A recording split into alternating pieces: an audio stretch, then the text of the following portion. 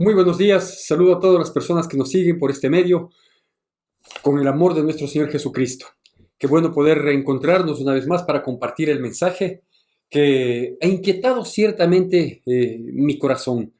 No obstante de que llevo un orden en la lectura de la palabra, no obstante de que sigo igualmente fielmente un devocional, cuando hay ciertas cosas que perturban nuestras vidas, cuando hay ciertas situaciones que de pronto aparecen e impactan principalmente en el ámbito espiritual, el Señor me lleva a porciones de la palabra de Dios que describen plenamente todo lo que estamos viviendo, todo lo que estamos pasando, y situaciones que parecerían inadvertidas, calan muy profundo, tienen mucha profundidad en el corazón cuando Cristo habita en ese corazón. Y en ese sentido, fui llevado en estos días, en estos últimos días, a un libro que casi no se lo conoce mucho, casi no se habla mucho, casi no se predica mucho de un libro de la palabra de Dios, de un libro de la Biblia, quizás por lo pequeño que es o quizás por lo que muchas veces no es muy entendible y ciertamente necesitamos revelación de la palabra de Dios, ayuda de aquellas personas que tuvieron grandes revelaciones también al respecto y que en su misericordia nos dejaron escritos, nos dejaron enseñanzas y uno siempre tiene que apelar a ellas, ¿sí? Así que en ese sentido le digo, Dios me llevó al libro de Judas. Este libro, que tiene apenas un capítulo, este libro se encuentra exactamente anterior al Apocalipsis, ¿sí? Y yo quisiera dar lectura de los primeros 5 versículos del único capítulo que tiene este libro y luego explicarle un poquito lo que Dios quiere, lo que Dios quiso hablarme y lo que Dios y la relación que Él tenía con nuestro Señor Jesucristo. Así que vamos por favor al libro de Judas, el único capítulo, versículos del 1 al 5. Hago yo la lectura y le pido por favor que usted siga con atención y con la reverencia que amerita la palabra de Dios. Y dice así, Judas, versículos del 1 al 5. Judas, siervo de Jesucristo y hermano de Jacobo, a los llamados, santificados en Dios Padre y guardados en Jesucristo, misericordia y paz y amor os sean multiplicados. Amados, por la gran solicitud que tenía de escribiros acerca de vuestra común salvación, me ha sido necesario escribiros exhortándoos que contendáis ardientemente por la fe que ha sido una vez dada a los santos, porque algunos hombres han entrado encubiertamente, los que desde antes habían sido destinados para esta condenación, hombres impíos, que convierten en libertinaje la gracia de nuestro Dios y niegan a Dios, el único y soberano Dios, y a nuestro Señor Jesucristo. Mas quiero recordaros, ya que una vez lo habéis sabido, que el Señor, habiendo salvado al pueblo, sacándolo de Egipto, después destruyó a los que no creyeron. Bueno, este libro de Judas, a pesar de ser de un solo capítulo, esconde mucha sabiduría, mucha revelación, mucha riqueza espiritual para nuestras vidas. Yo he sido inquietado para nada más compartir unos pocos puntos que se desligan de estos 5 primeros versículos. Comenzando por explicar un poquito, esto no es uno de los puntos que vamos a compartir, pero un poquito para poner en contexto, para poner en conocimiento de quién es el escritor de este libro. El escritor de toda la Biblia es el Espíritu Santo, usando a varias personas, en este caso a Judas. Este Judas no es el que comúnmente y mayormente lo hemos conocido, que es Judas Iscariote. Este no es de ellos. Este sí fue un discípulo, pero posterior a aquellos que fueron primeramente escogidos, a los 12 primeros escogidos, fue un discípulo que se sumó tiempo después. Pero lo que debemos destacar de este personaje de Judas es que él es un hermano de carne y podemos decir hermano de madre de Jesús, ¿sí? La palabra de Dios dice que María y con José, después que fue engendrado Jesucristo de manera virginal en María, después de eso, María y José pues mantuvieron una vida marital normal, común. No es pecado. El sexo dentro del matrimonio es una bendición, no es ningún pecado, ¿no es cierto? Y fruto de esa relación marital, después de haber tenido a Jesucristo, que fue engendrado por el poder del Espíritu Santo, pues tuvieron otros hermanos, tuvieron otros hijos que fueron hermanos de Jesús. Jesús vino a ser el hermano mayor de aquella familia del carpintero y de aquella mujer escogida que es María. Y entre esos hermanos, que se nombra inclusive en el Evangelio de Mateo, tanto en el capítulo 12 como en el capítulo 13, exactamente en el versículo 55, se pregunta a la gente al ver la sabiduría que tenía Jesús, dice, ¿no es este el hijo del carpintero? Dice, ¿no son sus hermanos los que están con nosotros y se llaman Jacobo, José, Judas, y no están sus hermanas con nosotros? Entonces ahí dejó constancia la palabra de Dios de que efectivamente Jesús tuvo hermanos y eso no le hace menos santa, ¿sí?, a María, ni le quita mérito a María, ni a José, ni a sus hermanos, ni al mismo Jesús, ¿no es cierto? Es por eso que si prestamos atención a la lectura bíblica, nosotros vamos a entender y vamos a mirar que estrictamente se manejó con celo este aspecto, tanto así que a Jesucristo, cuando se refiere a Dios, se habla del unigénito de Dios, pero cuando se refiere a María, se habla del primogénito de María, ¿no es cierto? Entonces, ¿por qué es primogénito? Porque el hijo primero del resto de hijos se le llama primogénito, pero cuando es único, entonces es unigénito, es el unigénito de Dios y el primogénito de María. Ya le digo, esto no le resta mérito a María, esto no le resta el ser una mujer ejemplar, como alguna vez ya lo compartí, ¿sí? Ni le resta mérito a nadie. Entonces, este Judas, ¿sí?, es uno de los hermanos de madre, por llamarlo así, porque el padre fue el padre, el que engendró en María, fue el mismo Dios, Espíritu Santo, ¿no es cierto? Entonces, este Judas es uno de los hermanos, junto, como lo menciona también en el versículo 1 aquí, junto con Jacobo, dice, hermano de Jacobo, ¿no es cierto? Este Jacobo también fue uno de sus discípulos posteriores y de los pilares de la iglesia primitiva. Y que aquí en la Biblia también tiene escrito un libro, pero a ese libro lo conocemos con el nombre de Santiago. ¿Sí? Porque Jacobo es el mismo nombre que respalda a Santiago, que respalda a Jaime, ¿sí? Y ese es el Jacobo, insisto. Él fue inclusive uno de los pilares de la iglesia primitiva, fue uno que dio una opinión en algún momento de discrepancia, de impasse respecto de algo sumamente importante, como por ejemplo fue la circuncisión en la nueva etapa, en la etapa de la gracia. Entonces hubo algunas contradicciones, algunas posiciones opuestas, y quien sugiere una solución que se termina aceptando fue exactamente la de Jacobo, hermano de Judas y hermano del Señor Jesucristo, ¿no es cierto? Entonces, este Judas es el que escribe estas pocas palabras de este pequeño libro de un solo capítulo, y dice que su mensaje va destinado a todos los que han sido, como mencionan en el versículo 1, a todos los que han sido guardados en Jesucristo. Esto tiene una importancia en este sentido, porque usted entenderá y sabrá y se puede dar cuenta que mucha gente menciona a Jesucristo, muchas doctrinas, muchas religiones, muchas creencias, muchas iglesias, sectas, denominaciones, como lo quiera llamar, mencionan a Jesucristo. Hay algunas inclusive que en su portada, en su imagen, ¿sí?, le mencionan inclusive dándole algún adjetivo adicional o algún atributo, etcétera, etcétera. No digo que eso sea malo, ¿sí? Cada quien tiene, ese es un rótulo de identificación nada más. Pero los guardados en Jesucristo son aquellas personas que, habiendo conocido las palabras de Jesús, ¿sí?, las guardaron en su corazón y se manejan solo bajo el amparo de esas palabras. En nuestro caso, la Biblia, solo, única y exclusivamente la Biblia.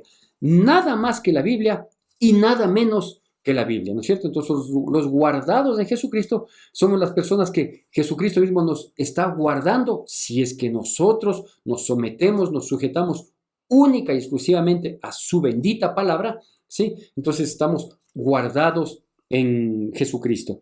Y en estos primeros versículos versículo 3, 4 y 5, se mencionan unos puntos que quiero destacar. Pero para esto quiero hacer referencia al último versículo que leímos, al versículo 5, en el que termina dando, en esta primera parte de este libro, termina dando como un ejemplo, ¿sí? Dice, miren lo que pasó con aquel pueblo que salió de Egipto, que Dios les salvó a todos sacándoles de Egipto, sí, pero perecieron en el camino. ¿Quiénes?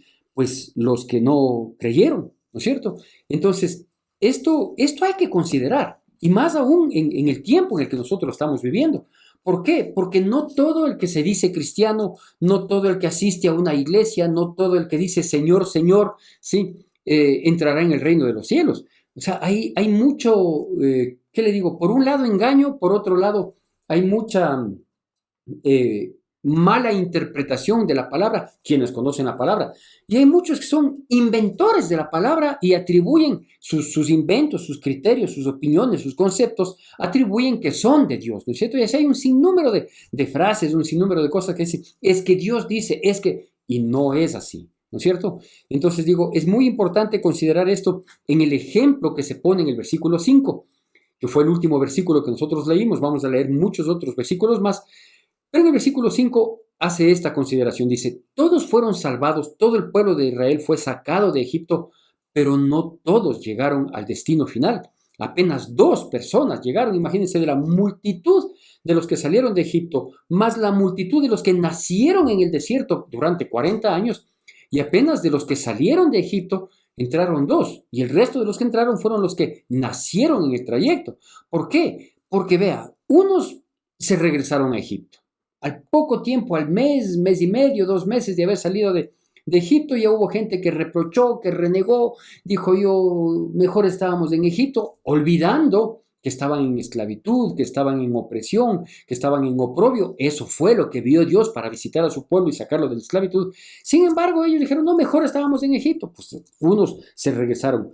Otros, sí, cayeron en el camino, en el trayecto, por distintas razones de pecados, principalmente uno de los pecados más críticos que les hicieron caer y no entrar en la tierra prometida fue la idolatría. ¿Por qué? Porque la idolatría era una vivencia fuerte que habían tenido, una experiencia, una historia que ellos habían adquirido en Egipto, ¿no es cierto? Entonces Egipto, una nación extremadamente idolátrica, tenían dioses para cada cosa, para cada especialidad, para cada situación, ¿no es cierto? Y tenían sus figuras, y tenían sus rituales, y sus métodos de adoración, etcétera, etcétera. Y ese pueblo que salió de ahí, pues salió tan contaminado, pero tan contaminado, que le costó creer en un solo Dios al que no veían, sino hacer prodigios y milagros. Porque ese Dios al que no veían fue el que hizo, y ellos palparon las 10 plagas, fue el Dios que abrió el mar rojo para que salieran y caminaran en seco, fue el Dios que había comenzado a dar el maná que caía del cielo, este pan del cielo para alimentarles, fue el Dios que les guiaba con una nube, ¿no es cierto? Entonces era un Dios que no era hecho de manos de hombres, ¿sí? Porque ese no es Dios. Todo lo que es escultura, figura, lienzos pintados, estampitas, cuadritos, todo eso no es Dios, ¿sí? No, es que es una semejanza, es que es desmerecerle a Dios con esa semejanza. Y por ese pecado, digo, por muchos pecados, pero por este principalmente de la idolatría, muchos cayeron, muchos perecieron y no entraron, tal como dice el versículo 5, ¿no es cierto? Dice, mas quiero recordaros, ya que una vez lo habéis sabido, que el Señor, habiendo salvado al pueblo, sacándolo de Egipto, después destruyó a los que no creyeron en Él como se debe creer, ¿no es cierto? Entonces digo, unos se regresaron a Egipto, otros cayeron por causa del pecado, principalmente por el pecado de la idolatría, algunos inclusive se rebelaron contra la autoridad que había puesto Dios en medio de su pueblo, a este gran profeta Moisés y su hermano, su intérprete Aarón, y se rebelaron contra ellos. ¿Y sabe cómo perecieron? Por dar un ejemplo, algunos otros perecieron de distinta manera, pero muchos perecieron, ¿sí? Porque fueron tragados por la tierra por haberse rebelado contra la autoridad que puso Dios en ese pueblo para guiarle, autoridad a la cual inclusive Dios le usó para hacer grandes prodigios, señales y milagros con su varita, ¿no es cierto? Sin embargo, vea, se rebelaron contra él y pues perecieron, ¿sí? La Biblia aquí dice, Dios mismo los destruyó porque no creyeron. Así que esos fueron algunos. Y muchos otros también perecieron porque se contaminaron con otras naciones. Es decir, Dios les había dicho, yo soy tu Dios, el que te saqué de Egipto. Cuando te saqué de Egipto, ninguna imagen viste. Sí, no tendrás dioses ajenos delante de ti. Advirtiendo la idolatría, cuidándoles de la idolatría. Sí, y otras cosas que les dijo es, no se junten a las otras naciones, porque por esa causa yo saco a esas naciones de esta tierra, porque si se juntan con esas naciones, luego van a terminar adorando a esos dioses. Y les decía y les repetía varias veces. Sin embargo, vea, la insensatez, el descuido, la negligencia en el manejo de la relación con Dios hizo que muchos de ellos se contaminaran y por esa causa fueron destruidos, ¿sí? Unos destruidos, otros perecieron, pero a la postre no entraron donde tenían que entrar, donde era el anhelo y donde fue el objetivo y propósito del por qué les sacó de Egipto, ¿no es cierto? Entonces eso un poquito aplicado a nuestras vidas nos está diciendo que nosotros debemos tomar en consideración también algunos aspectos, que no todo el que dice Dios mío, Diosito, yo sí creo en Dios, ese va a entrar. No, no, hay que tener cuidado, hay que creer en Jesucristo como dice las Escrituras, porque entonces va a haber una manifestación personal de cada uno. Dice, ríos de agua viva correrán en nuestro interior, es decir, va a comenzar a haber una limpieza y todo un proceso de santificación, etcétera, etcétera, etcétera, ¿no es cierto? Por otro lado, también nosotros debemos saber que no podemos ser idólatras, ¿sí? Es decir, tenemos que despojarnos de todo lo que nosotros decimos Dios, tanto simbolizando al Dios de los cielos, cuanto a los dioses que tenemos en nuestras vidas, ¿no? Uno de esos, por ejemplo, que es muy fuerte hoy en día, ¿sí? Es el Dios dinero, ¿sí? Y es el Dios sexual, ¿sí? El Dios carnal. Entonces hay que despojarse de eso. ¿Por qué? Porque está ocupando posición de renombre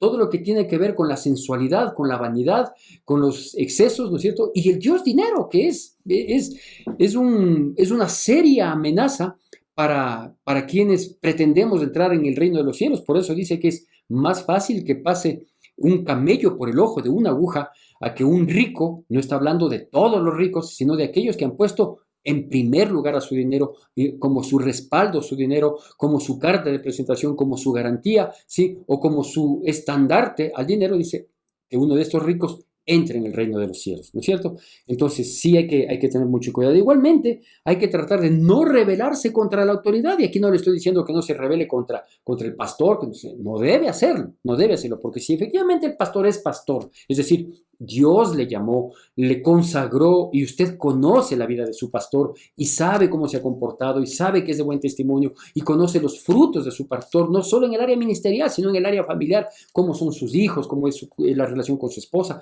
Todo eso es perceptible, ¿no es cierto? No hace falta que esté metido en la casa del pastor ni enterándose del chisme al día, pero sí puede usted avisorar en términos generales, ¿no es cierto?, el resultado de la vida de su pastor. Entonces sí se refiere a que no hay que revelarse a esa autoridad espiritual, pero principalmente la autoridad que hay que tener muchísimo cuidado de no revelarnos es su palabra, porque la autoridad que prevalece en el pueblo o que debe prevalecer en el pueblo cristiano es su palabra.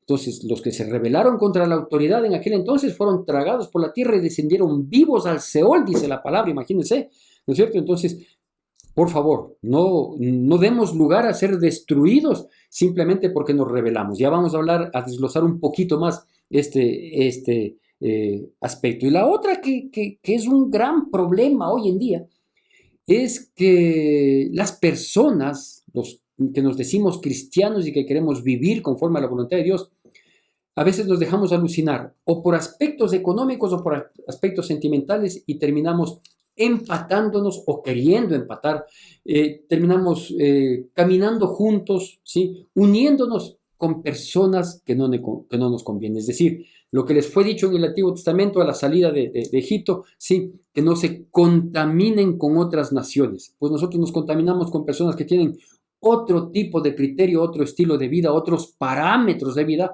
Y obviamente, vea, cuando le digo, los mayores tropiezos son o la parte económica o la parte sentimental. Y a veces cedemos a la parte sentimental, es que es buena gente, es que es lindo, es que no sé qué, los chicos, las chicas se entusiasman por aquí, por acá, ¿no es cierto? O hacen sociedad con este y con aquello porque ven todo signo de dólares y se tropieza y se cae. Entonces hay que tener cuidado. Por eso es que le vamos a llamar a esta prédica, sí, más firmes que nunca. Así se va a llamar. más firmes que nunca. Y permítame destacar unos 3 aspectos que se menciona aquí en estos versículos que hemos dado lectura como nuestra porción oficial, que es libro de Judas, único capítulo, versículos del 1 al 5. ¿Qué dice ahí en el libro de Judas en estos primeros versículos?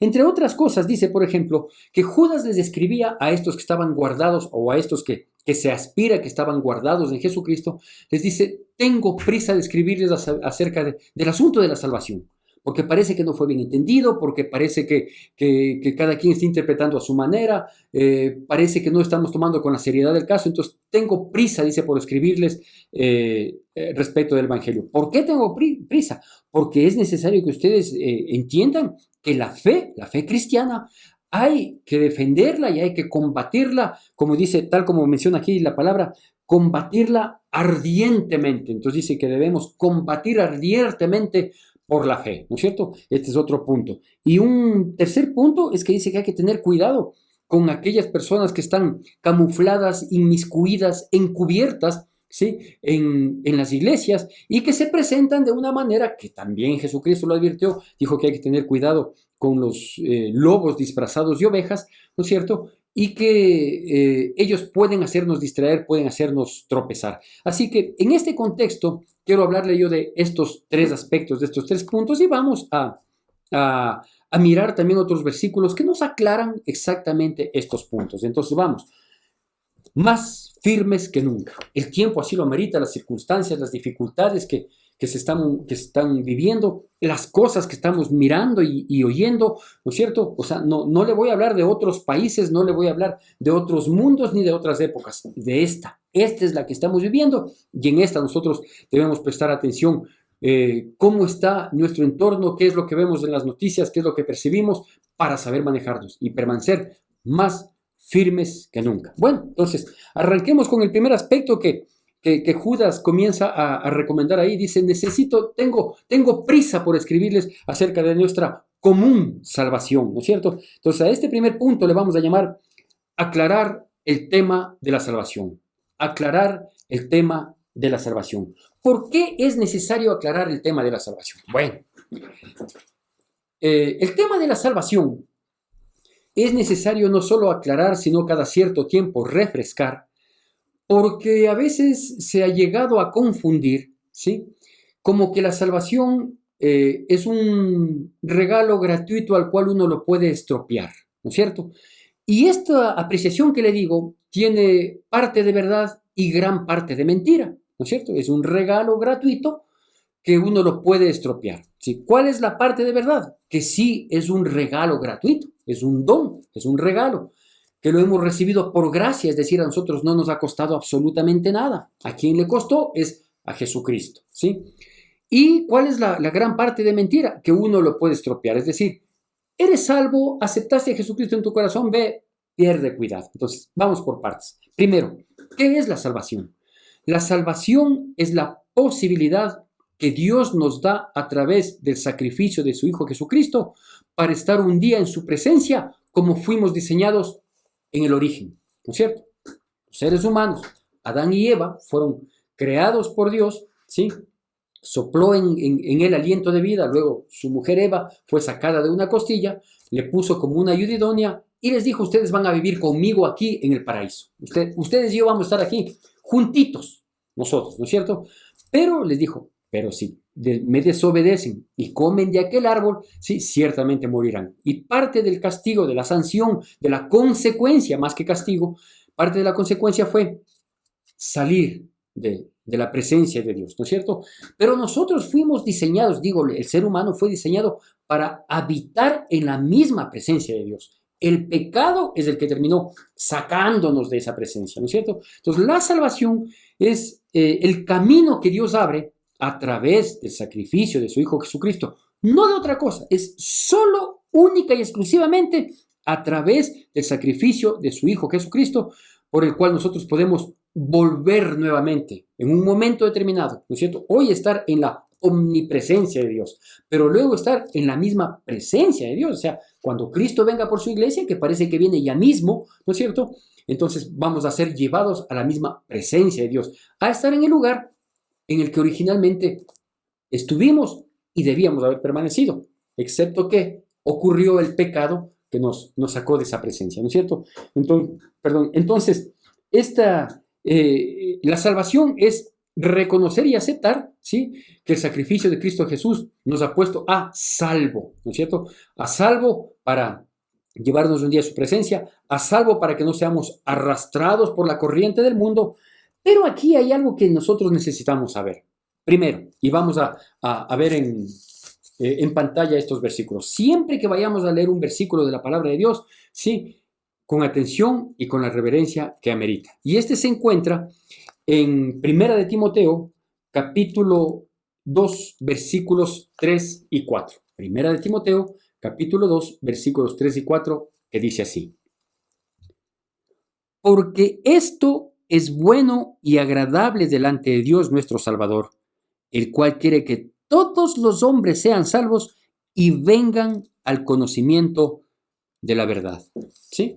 Entonces, ahí nos está diciendo, respecto de la salvación, ¿sí?, que la voluntad de Dios es de que todos sean salvos. Entonces, no hay predestinados. Unos fueron predestinados para ser salvos y otros para ser perdidos. Unos para irse al cielo y otros para el infierno. No, Señor, no hay esa predestinación. Eso es mentira, ¿sí? Mentiras de ideologías, de creencias inventadas, etcétera, etcétera.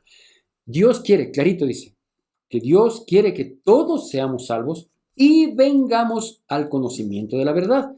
Entonces, cuando Judas estaba diciendo, tengo prisa por hablarles respecto de esta común salvación, está dejando o recordando estos aspectos, ¿no es cierto? Una, la salvación es el camino que Dios abrió para que volvamos a estar en el lugar original para el que fuimos diseñados, y la única posibilidad de volver a estar en ese lugar, en vista de que hemos sido expulsados por causa de nuestro pecado, es a través del sacrificio de nuestro Señor Jesucristo.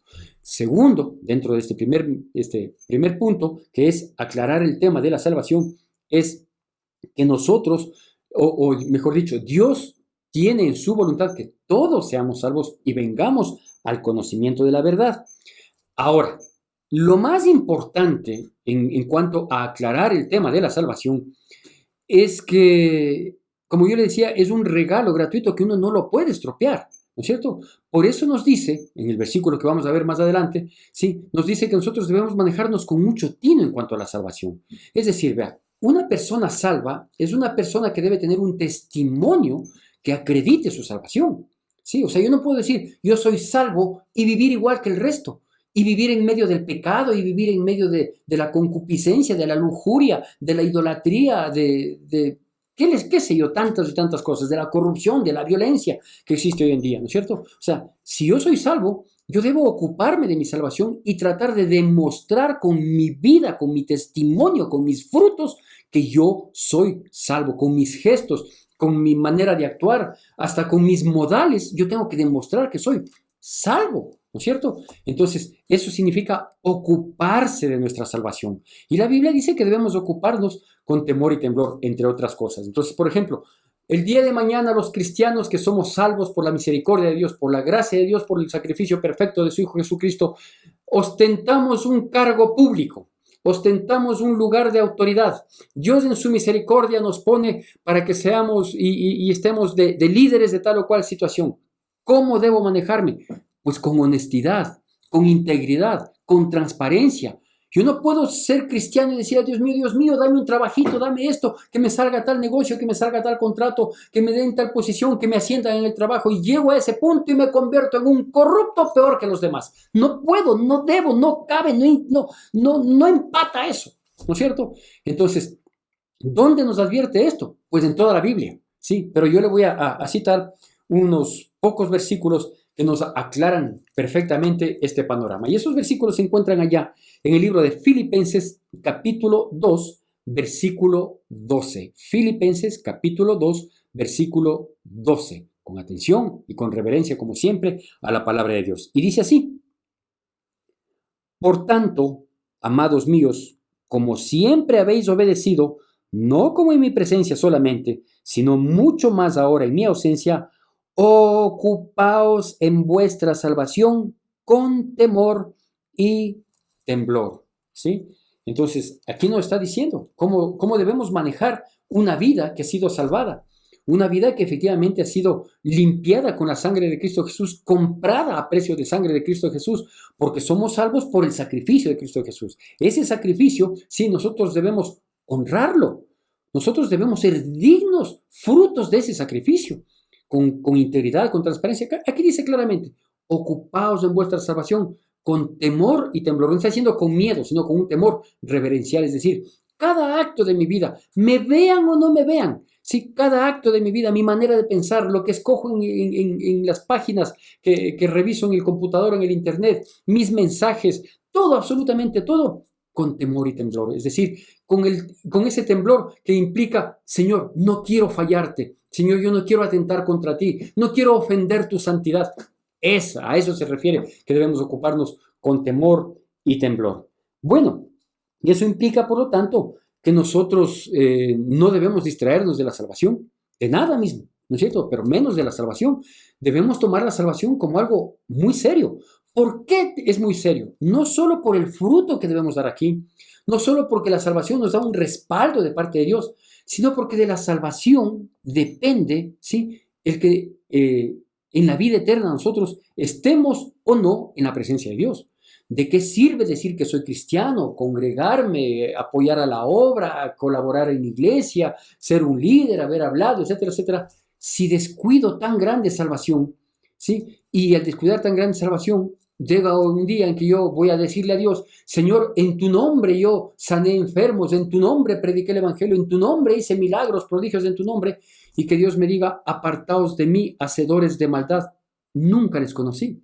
Porque eso puede suceder y eso fue advertido, dicho por Dios. Entonces uno tiene que tomar la salvación como algo serio. Por eso es que Judas decía, ¿sí? Tengo prisa en hablarles al respecto de nuestra común salvación, recordarles, hablarles, hacerles notar, caer en cuenta que si somos verdaderamente salvos, pues nuestra vida debe tener evidencia de salvación.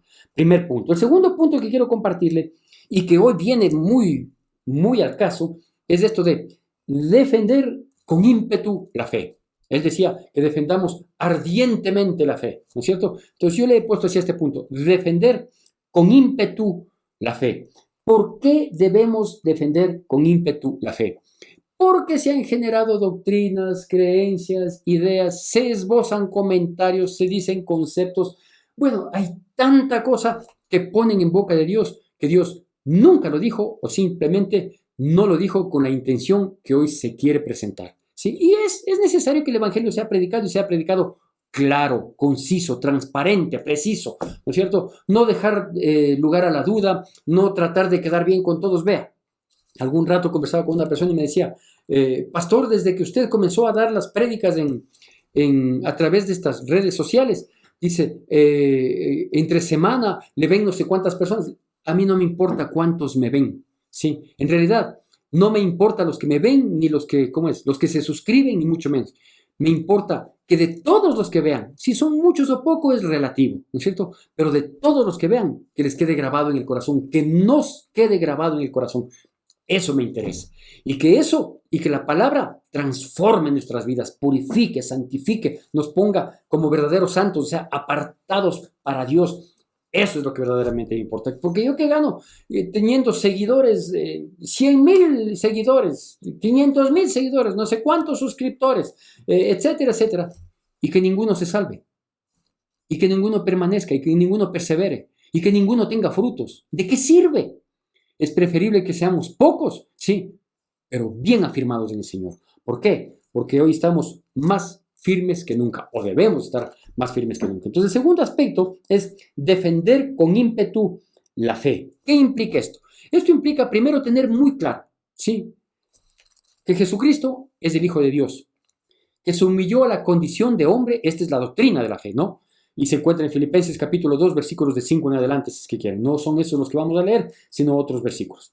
Entonces, que Jesucristo es el Hijo de Dios y es Dios, que se humilló a la condición de hombre y siendo hombre se hizo siervo obediente hasta la muerte y muerte de cruz. Y por esa muerte Y por ese sacrificio es que nosotros hoy tenemos acceso al Padre. Ese es un punto doctrinal. Eso es inamovible. Eso no es negociable. Así es. No, no, Jesucristo no era el Hijo de Dios. Jesucristo no es Dios. Jesucristo es solo un profeta. No comparto contigo. Por lo tanto, no voy a negociar. Mi fe es esta. Entonces, yo debo defender ardientemente, con ímpetu, la fe. Entonces, yo no voy a negociar el Evangelio. No puedo, no debo negociar el Evangelio. ¿No es cierto? Entonces, hay que defender con ímpetu la fe. Uno de los puntos que hay que defender. Segundo, hay que defender la veracidad de la palabra, ¿sí? Porque todo lo que nosotros decimos, compartimos, comentamos, todo lo que la palabra hace, que es exhortar, a veces es un bálsamo, a veces es una espada de doble filo, a veces la palabra nos hace sangrar, a veces nos hace descansar en sus promesas, etcétera, etcétera, ¿no es cierto? Toda esta palabra es inspirada por Dios y útil para cada uno de nosotros en distintos aspectos, ¿no es cierto? Entonces yo debo defender la veracidad de la palabra. Yo no puedo dar una interpretación antojadiza para quedar bien con nadie, ni con una persona, ni con un grupo, ni con un gobierno, ni con ningún poder político o económico que aparezca, ¿no es cierto? Simplemente la Biblia dice así y así es como dice la Biblia. La Biblia no tiene interpretaciones. La Biblia no puede ser interpretada. La Biblia tiene una letra que tiene que ser leída y en lo que corresponda, obedecida. ¿Sí? La Biblia lo que tiene es revelación, pero advierto, la revelación nunca va a cambiar el sentido de la palabra, nunca va a cambiar el concepto de la palabra, ¿no es cierto? La Biblia lo menciona, por ejemplo, allá, y vamos a ver este versículo también para que nos quede la imagen del versículo, ¿sí? La Biblia dice que van a venir tiempos, van a venir épocas, van a venir un poco de circunstancias, pero que obviamente la palabra no tiene por qué cambiar. ¿Y me refiero a qué? Allí en el libro de Marcos, capítulo 13, versículo 31, la palabra de Dios dice así. Ya le voy a explicar lo que esto significa. Marcos, capítulo 13, versículo 31, la palabra de Dios dice así. El cielo y la tierra pasarán, pero mis palabras no pasarán. ¿No es cierto? Entonces, ¿qué significa esto? Esto significa no solo que la palabra de Dios no tiene interpretaciones. Hay mucha gente ignorante con seguridad que suele decir, es que las distintas religiones existen de acuerdo a las interpretaciones de la palabra de Dios. Ni siquiera han leído la palabra de Dios las personas que se permiten decir semejante barbaridad. ¿No es cierto? Porque la palabra de Dios no admite interpretaciones, porque donde yo quiero interpretar algo a mi antojo, 2 páginas después, sí, choca mi interpretación si es que esta no está sujeta al contexto de la Biblia. Entonces, no hay interpretaciones, es mentira. Las personas que dicen eso nunca han leído, sino que repiten lo que algún día oyeron de algún otro insensato, ¿no es cierto? Entonces, cielo y tierra pasarán, pero mis palabras no pasarán. ¿Qué significa esto? Esto significa que la palabra de Dios nunca va a necesitar, nunca va a meritar, ¿sí?, una modernización o una actualización, es decir, algo que fue dicho miles de años atrás, la misma palabra ya tiene 2000 años de haber sido escrita, inspirada y cerrada, ¿sí?, en su totalidad. No podemos decir, es que eso era para esa época. No, la palabra de Dios es eterna, permanente y siempre presente, siempre está vigente la palabra de Dios, ¿no es cierto? Entonces, cielo y tierra pasarán, pero su palabra no pasará, ¿no? Y aquí yo quiero destacar un aspecto que lastimosamente en esta semana se escuchó y parece que está en firme aquella apreciación que ya le voy a comentar, porque no se ha oído tampoco nada respecto de una aclaración o un desmentir esta situación. En un reportaje hecho por un director ruso, un director de cine ruso, se escucha unas palabras del líder espiritual de la iglesia tradicional en el que respalda, ¿sí?, acepta y respalda la unión homosexual. Es decir, el papado romano, ¿sí?, y quien lo ejerce el día de hoy, manifiesta y dice que todos somos hijos de Dios y que como tal, los homosexuales, al ser también hijos de Dios, así lo considera el papado romano, no así la Biblia, ¿no es cierto? Entonces dice que todos somos hijos de Dios y por lo tanto todos tienen derecho a formar una familia. Y a su vez exhorta a que más bien las leyes humanas, las leyes civiles, se acoplen para dar una garantía legal o un respaldo legal a este tipo de familias. Esto es una barbaridad. No solo es un desconocimiento de la palabra de Dios, sino que es una barbaridad. ¿Por qué? Porque la misma persona que hoy ejerce el papado, hombre común y silvestre con pecados y errores como todos los tenemos, ¿sí? Cuando él era obispo en Argentina, de cuya tierra es natal, ¿sí? Él se oponía a esto cuando él era obispo, cuando tenía una menor jerarquía. Y ahora que tiene la máxima jerarquía en esa religión, no en el cristianismo, en esa religión nada más, ¿no es cierto? Porque le eligieron, unos cuantos prelados le eligieron y nada más. Entonces, él tiene jurisdicción y competencia en los suyos, no en el cristianismo, porque el cristianismo tiene una autoridad que se llama palabra de Dios y la autoridad máxima es Jesucristo, que es el verbo encarnado, ¿no es cierto? Eso es motivo de una mayor explicación. Entonces, él menciona y dice ahora, sí, lo que no dijo antes, cuando era obispo o cuando tenía alguna jerarquía menor, él dice que los homosexuales tienen derecho a formar una familia y que las leyes humanas tienen que acoplarse para darles esta estabilidad, para darles esta garantía, este respaldo legal a su familia, ¿no es cierto? Esto, digo, muestra no solo el desconocimiento, sino ¿qué le puedo mencionar para tratar de no ser ofensivo? Es un desconocimiento y también es una aberración en cuanto a la definición, al concepto de lo que él sugiere, acepta y propone respaldo legal. ¿Por qué?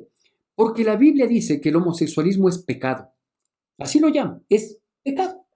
Dice que quienes tienen esta conducta, esta inclinación, ¿sí? Más allá de la explicación científica que quieren dar y que no la pueden comprobar, solo la dan, pero no la comprueban, más allá de la inclinación que pueden tener, dice que quienes tienen esa inclinación no heredarán el reino de los cielos, ¿no es cierto? Dice, ¿no sabes que los injustos no heredarán el reino de los cielos?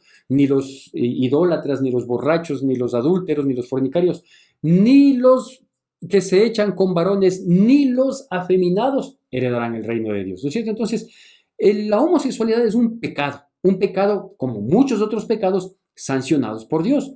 Y es un pecado que al mantenerlo, sí, simplemente nos inhibe de estar un día en la presencia de Dios. Primera cosa. Segunda cosa, el criterio de una máxima autoridad religiosa que diga que todos somos hijos de Dios. Eso habla de un desconocimiento de lo más básico de la palabra de Dios. La Biblia no dice que todos somos hijos de Dios y es correcto. No solo porque lo dice la Biblia, sino porque la realidad así nos demuestra, ¿no es cierto? Porque los hijos obedecen al Padre, pues. Entonces no todos somos hijos de Dios, porque quienes desobedecen, como él, con esta apreciación, está desobedeciendo, está yéndose en contra de la palabra del Padre, que dice que por causa, por ejemplo, de los sodomitas, como son calificados en la palabra de Dios también, fueron consumidos por fuego en un juicio que Dios hizo sobre estas ciudades de Sodoma, Gomorra y unas 3 ciudades más. ¿No es cierto? Entonces, eso es irse en contra del conocimiento básico de la palabra de Dios. Y le digo, él dice, como son hijos de Dios. ¿Y quién ha dicho que todos somos hijos de Dios? La Biblia es muy clara y en el Evangelio de Juan, capítulo 1, versículo 12, dice que todos los que le recibieron, refiriéndose a recibirle a Jesucristo en nuestro corazón, que todos los que le recibieron, sí, y creyeron en su nombre, tienen la potestad de ser llamados hijos de Dios. Todos los que le reciben a Jesucristo en su corazón y creen en su nombre. Y la persona que le recibe a Jesucristo y cree en su nombre, sí, tiene otro estilo de vida. Tiene bien claro las palabras de su padre, trata de obedecer y de cumplir lo que dice su padre. Sí, y si una persona trata de obedecer y de cumplir lo que dice su padre, en este caso, nuestro Padre Dios, el Dios de los cielos, sí, no tendría esa inclinación. Y de tenerla, buscaría ayuda de su Padre, del Padre de los cielos, para salir de ese pecado. ¿No es cierto? Entonces, no podemos nosotros admitir y decir, sí, pues todos somos hijos de Dios y quedo bien con todos. ¿No es cierto? No importa con quién quede bien, con quién quede mal. No le puedo fallar a Dios. Dice allá, Pablo también, refiriéndose a estas cosas, menciona y dice que si yo quiero agradar a los hombres, no soy digno de ser llamado siervo de Dios. ¿Sí? Entonces, claro, ahora hice la más fácil, ¿no es cierto? Sí, quedo bien con todos. No me voy a ir en contra, no de un grupo de personas, que no sé si son muchos o son pocos, no sé, ¿no es cierto? Sino en contra de una ideología que quiere posesionarse. Entonces, como quiero quedar bien con todos, a que vean que Dios es amor, pero también es justicia. El Espíritu Santo es consolador, pero también es fuego consumidor. ¿Sí? Entonces no podemos solo buscar el lado amable, ¿sí? Sin saber cuáles son las consecuencias del pecado, la negligencia, ¿sí? Y el desconocimiento pleno de la palabra de Dios. Es por eso que la palabra de Dios, cielo y tierra pasarán, pero su palabra no pasará. No podemos negociarle, no podemos actualizarle, no podemos darle la interpretación antojadiza que yo quiero porque quiero quedar bien con alguien. No podemos y no debemos. Tercer punto al que vamos a llegar. Mencionaba Judas en la carta que estamos tomando como referencia, apenas los primeros 5 versículos, ¿sí? Dice que hay que tener cuidado con esos encubiertos que entran en las iglesias, ¿sí? Porque terminan siendo lobos rapaces cuando entran disfrazados de ovejas. Entonces, a este punto le vamos a llamar, al tercer y último punto, le vamos a llamar tener cuidado con los encubiertos. Tener cuidado con los encubiertos. ¿Quiénes son los encubiertos? Encubiertos son las personas que no tienen definido una vida espiritual en su manera de actuar, si no tienen definido. Entre que quieren ser espirituales, entre que a veces lo son, a veces declinan, son medianos, ellos mismos ponen sus propios parámetros, ¿no es cierto? No creo que Dios sea tan exigente como para que me pida tal cosa. Yo no creo que Dios se enoje por tal otra. Sí, esos son los medianos espirituales, los mediocres espirituales, ¿no es cierto?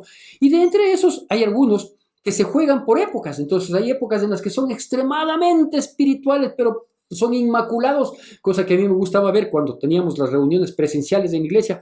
Me gustaba ver siempre a los pies para ver si están pisando en el piso o están entrando con 20 centímetros más alto, inmovilizándose solo guiados por una nube, porque a veces tienen sus arranques de espiritualidad y por detrás tienen una basura de testimonio, una basura de vida, ¿no es cierto? Entonces, estos son los encubiertos, los que aparecen ahí. Normalmente buscan prontamente, cuanto antes se involucran en la familia de la fe, ¿sí? Normalmente buscan posiciones de renombre, de reconocimiento, ser vistos, ¿no es cierto? El figuretti andan buscando. ¿Para qué?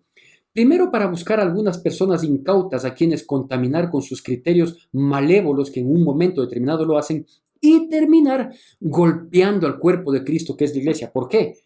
Porque lo dividen, ¿no es cierto? Y luego se van y dicen, cuando yo me fui de la iglesia, conmigo se fueron 500 personas. Ah, hay que aplaudir y decir, qué fantástico. Es decir, que su actitud de falsa espiritualidad, de escarnecedor, terminó contaminando a 500 personas. Si es que hay que aplaudir a los pobres incautos que le siguieron cuando salió dividiendo una iglesia, entonces aplaudámosle al lucero de la mañana que fue creado y que en su creación hubieron tamboriles, instrumentos y que su vestimenta era de la más fina, ¿sí? Y que cuando fue despojado de la presencia de Dios, se llevó a 1/3 de los ángeles. Pues. ¿Sí sabe de quién estoy hablando? De aquel querubín de la mañana, de aquel lucero que fue creado, ¿sí?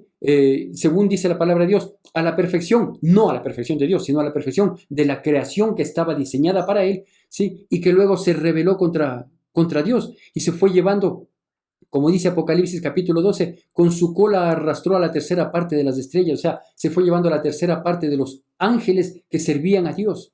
Aplaudamos pues entonces el trabajo hecho por Satanás, ¿sí? Para convertirse exactamente en el enemigo de Dios, en Satanás. Entonces, estos encubiertos que están ahí, ¿no es cierto? Que se hacen los buenitos, que son los que predican maravillosos, son los que caminan. Medio el pastor se rió de más en una prédica, son los que están juzgando y dice, yo no considero que el pastor debería haberse tomado tantos segundos para que todos le veamos reír, porque ¿en qué se edifica el pueblo si que el pastor se pasa riendo? No se pasa riendo, pero si algún rato le causó gracia algo, ¿no es cierto? Pero ahí están, para juzgar todo.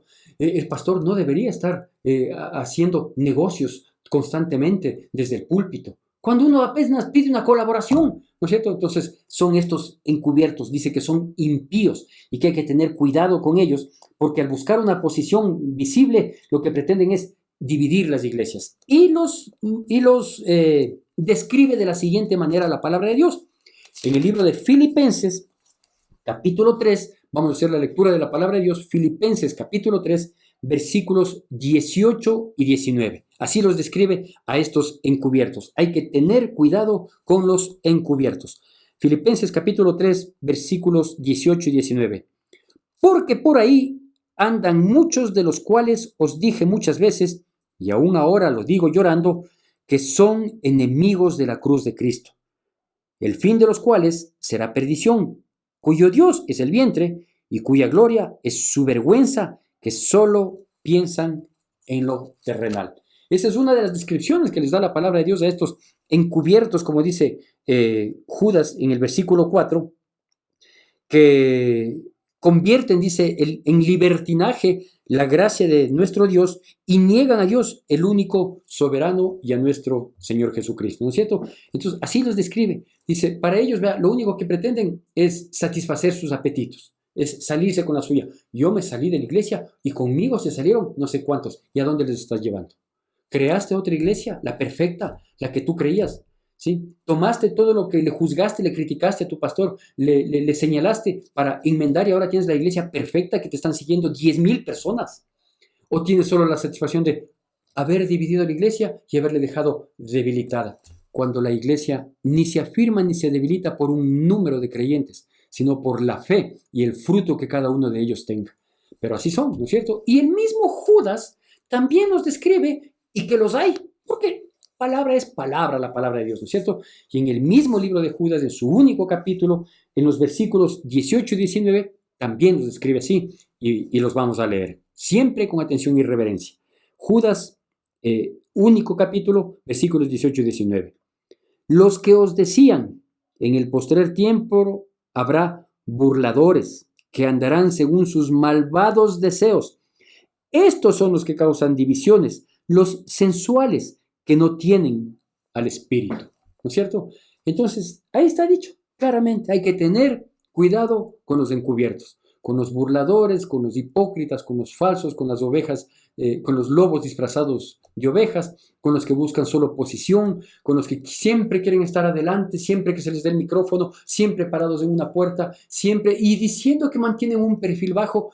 Falso, mentira, que Dios nos dé discernimiento, que Dios nos dé entendimiento y revelación a los pastores para saber escoger a nuestros colaboradores, ¿sí? Y una vez que escojamos, si nos hemos equivocado, para hacerlos a un lado, para que no lastimen al cuerpo de Dios, al cuerpo de Cristo, que es la iglesia, por la cual Cristo viene y viene pronto. Bueno, esas son las advertencias que la palabra de Dios nos da a través de el libro de Judas, ¿no es cierto? Por un lado, hay que aclarar el tema de la salvación. Uno no puede jugar con la salvación.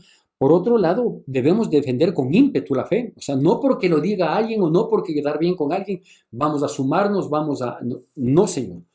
La palabra es la palabra y vamos a defender la verdad. Vamos a pelear, vamos a batallar con ímpetu, vamos a pelear ardientemente por la fe. Si quedamos pocos, no importa, con Cristo somos mayoría. ¿Sí? Si quedamos pocos, no es que quedamos debilitados, quedamos afirmados en Jesucristo, porque las puertas del Hades no prevalecerán contra la verdadera iglesia de Cristo Jesús. Y por último, tengamos cuidado con todos estos burladores, estos falsos, estos encubiertos, estos camuflados, estos hipócritas que tienen apariencia de piedad, pero que con su vida la niegan. Hoy, más firmes que nunca. Que Dios los bendiga y si Dios lo permite, nos seguiremos viendo el próximo día miércoles para compartir la bendita palabra de Dios.